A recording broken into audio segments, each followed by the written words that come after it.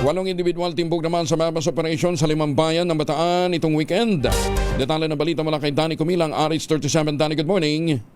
8 individual ang naaresto sa magkakahiwalay na drug by bus operation na isinagawa sa mga bayan ng Bagak, Limay, Samal, Abukay at Maribeles, Bataan bilang bahagi ng pinaigting na kampanya ng Philippine National Police laban sa illegal na droga sa Bataan nitong weekend. Sa Bagak, Bataan, isang tulak ang inaresto ng mga tauhan ni Police Major Roger Pisinio sa Barangay Sisain.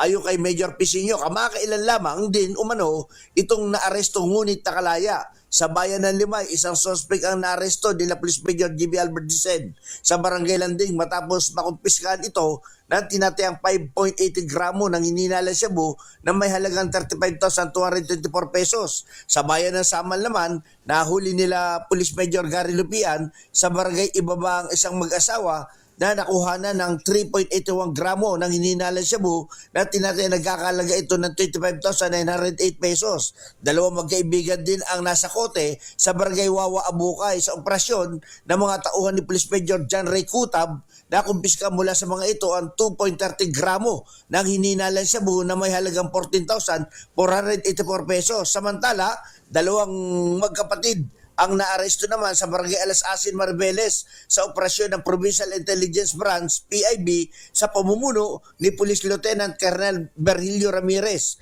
Bukod sa ilang pakete ng hininalang shabu, nakumpiska rin sa mga suspect ang 2 baril, mga bala at isang granada. Ngayong Lunes ay sasailalim sa inquest proceeding sa Provincial Prosecutor Office ang mga naarestong suspect. Danny Kumilang, RH37, DCRH, una sa Pilipinas, una sa Pilipino. Maraming salamat, Danny. May